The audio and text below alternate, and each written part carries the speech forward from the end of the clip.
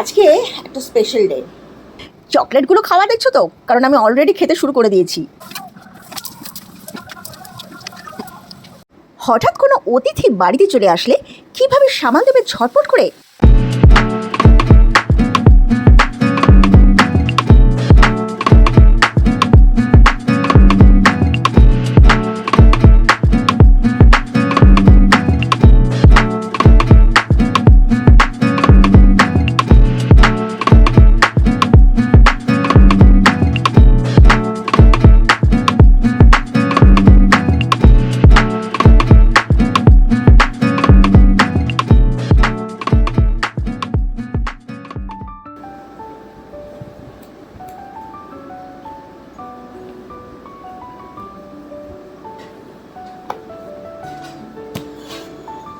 Good afternoon guys.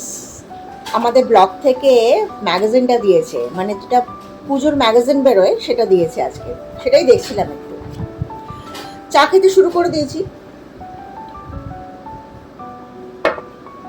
তোমরা তো জানো যে কোন কোন কাজগুলো আমি করার পর এই চা খেতে বসি। সেই কাজগুলো সব কমপ্লিট। মিও ওখানে শুয়ে আছি, রেস্ট নিচ্ছে। এদিকে মিঠা, ওদিকে মিঠি নিচে, আর আমি চা খাচ্ছি আর একটু ম্যাগাজিনটা দেখছিলাম। আর অবভিয়াসলি তোমাদের সাথে ভিডিওতে কথা বলছি। আজকে একটা স্পেশাল ডে। আজকে হলো মাদার্স ডে। কালকে রাত্রিবেলা 12টার পর যখন আমি বাড়িতে ফিরেছি, তখন আমি আমার মাদার্স ডে গিফটগুলো পেয়ে গেছি। সেগুলো তোমাদের একটু দেখিয়ে দিই। এই দেখো, এগুলো হচ্ছে আমার মাদার্স ডে গিফট। চকলেটগুলো খাওয়া দেখছো তো, কারণ আমি অলরেডি খেতে শুরু করে দিয়েছি আর এখনও খাচ্ছি। তবে যাই বলো, এগুলো কিন্তু অনেক বড় পাওয়া। তোমাদের মধ্যে তো অনেকেই মাদার আছো। তোমরা মাদার্স ডেতে কী কী গিফট পেলে আমাকে অবশ্যই কমেন্টে জানাবে, কিন্তু আমি অপেক্ষা করে থাকবো। তো দেখলে তো আমার মাদার্স ডে গিফট। তার মধ্যে ক্যাডবেরিগুলো আমি খেয়ে নিয়েছি, ক্যাডবেরিগুলো খেতে শুরু করে দিয়েছি অলরেডি। তো আজকে স্পেশাল ডেতে কি বানাই একটু দেখি। যেটাই বানাবো তোমাদের সাথে শেয়ার করব। আজকে তো সানডে, অবভিয়াসলি আজকে ময়দার কিছু একটা হবে, লুচি বা পরোটা এরকম টাইপের কিছু একটা তৈরি হবে, কিন্তু সেটা আমি আজকে তোমাদের দেখাবো না। একদম ডিরেক্টলি রান্না করে নিয়ে যাব আজকে রান্না দেখানোর জন্য। সো আমি চাটা খেয়ে শেষ করে ফেলি, তারপরে আমি আমার পরের কাজগুলো শুরু করব। তাই এখনকার জন্য যতই বলি তোমাদের কিছু দেখাবো না, কিন্তু কাজে যখন হাত দিই ভাবি একটু ভিডিওটা করে নিই, আর তারই রেজাল্ট হলো এইটা।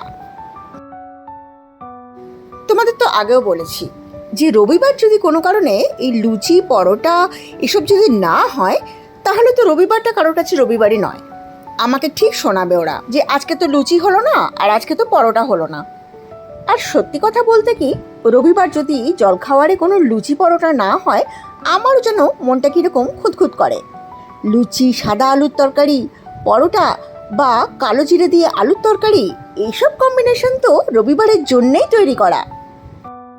পরোটা ভাজা হয়ে গেছে, মেয়েদের খেতে দেওয়া হয়ে গেছে। শুধু বড় মেয়েকে দিয়েছি, ছোট মেয়ে পড়ে আসবে তারপরে খাবে। আজ তো সানডে পড়া থাকে দুপুরবেলা।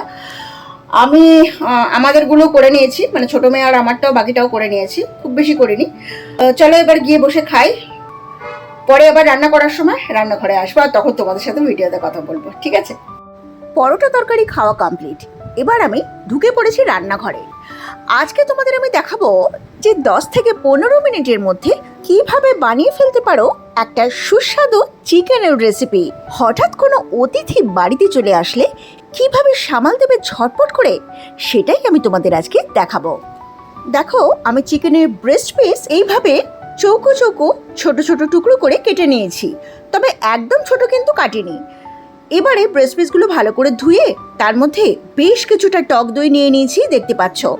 এবার খুব ভালো করে এটার মধ্যে মাখিয়ে চিকেনটা ম্যারিনেট করে রাখবো। দেখো, চিকেনের মধ্যে পুরো দইটা মাখিয়ে আমি একদম মিনিট 15-20 এভাবে রেখে দেব। এবার কড়াই গরম করে সাদা তেল তাতে গরম করে নিচ্ছি। বেশ খানিকটা সাদা তেল নিয়েছি। এইবার দেখো, এই বাটির মধ্যে রয়েছে বেশ কিছুটা রসুন বাটা। আমি বেশ 12 থেকে 15টা রসুন নিয়ে মিক্সিতে বেটে নিয়েছি। কিন্তু যখন রসুন বাটাটা দেখাচ্ছিলাম তখন দেখেছো তো আমি কিন্তু একটু দানা দানা রেখে দিয়েছি। পরে যখন ভাত, রুটি, পরোটা যার সাথে চিকেনটা খাবে মুখে দানা দানা পড়লে দারুণ লাগবে। তোমরা চাইলে তারও বেশি নিতে পারো, কারণ আমি আজকে রান্না করছি রসুন মুরগি বা রসুন চিকেন। তা যাই হোক, তোমরা দেখলে তো আমি সাদা তেলটা গরম করে তার মধ্যে রসুন বাটাটা দিয়ে খুব ভালো করে আগে কষিয়ে নিলাম। তারপর দই মাখা চিকেনটা এর মধ্যে দিয়ে দিলাম। এবার এই দই মাখা চিকেনটা ভালো করে কষাবো যাতে চিকেনটা একটু একটু সেদ্ধ হয়ে যায়। এবার এর মধ্যে দিয়ে দেবো খানিকটা নুন, আর এবার ঢেকে দেবো। ঢাকনা খোলার পর দেখো জল অনেকটা শুকিয়ে গেছে। আর এবার এর মধ্যে আমি দিয়ে দিচ্ছি খানিকটা শাহি গরম মশলার গুঁড়ো। এবার এই মশলাটা খুব ভালো করে চিকেনের মধ্যে মিশিয়ে নেব। দেখো বেশ ভালো করে কষানো হয়ে গেছে। এবার আমি এর মধ্যে দিয়ে দিচ্ছি একটু জল। এতক্ষণ কিন্তু আমি জল দিইনি। দইয়ের থেকে যে জলটা বেরিয়েছে আর চিকেনের নিজস্ব যে জল বেরিয়েছে সেটা আমি কষিয়ে শুকিয়ে নিলাম। তারপর আমি জল দিয়ে দিচ্ছি বেশ খানিকটা। আমি কিন্তু এটাতে একটু বেশি গ্রেভি রাখবো বলে একটু জল দিয়েছি। এবার আমি দেখো চিনি দিয়ে দিচ্ছি, আর দিচ্ছি কয়েকটা কাঁচা লঙ্কা আর ধনেপাতা কুচি। আর এই লাল যে লঙ্কাটা দেখছো এটা কিন্তু আমার গাছের লঙ্কা, তাই একটা লঙ্কাই আমি শুধু আধখানা করে দিয়েছি। বাকি আর কোনো লঙ্কাই আধখানা করার মতো রিস্ক নেওয়া যাবে না। এবার চিকেনটা একটু মিডিয়াম আঁচে হতে দিতে হবে। আবার একটু ঢাকা দিয়ে দিলাম, কারণ এই কাঁচা লঙ্কা আর ধনেপাতার গন্ধটা পুরো চিকেনের মধ্যে ছড়িয়ে যাবে। ঢাকনা খোলার পরে আমার চিকেন কিন্তু একদম রেডি। এবার এটা ঢেলে নেব একটা অন্য পাত্রে। তাহলে দেখলে তো কত ঝটপট তৈরি হয়ে গেল ঘাম ঝরিয়ে কাটাকুটি বাটাবুটি ছাড়াই রসুন চিকেন বা রসুন মুরগি। আর এই চিকেনের স্বাদ যে কি অপূর্ব হয় সেটা তোমরা বোধহয় না খেলে বুঝবে না। তো দেখে নিলে আপাতত আমি রসুন মুরগি কেমন করে বানালাম। চটপট ট্রাই করে আমাকে কমেন্টে লিখে পাঠাবে যে কেমন খেতে হয়েছে তোমাদের বানানো রসুন চিকেনটা। চলো এবার একটু বসে টিভি দেখি আর চা খাই, তারপর স্নান করতে যাব।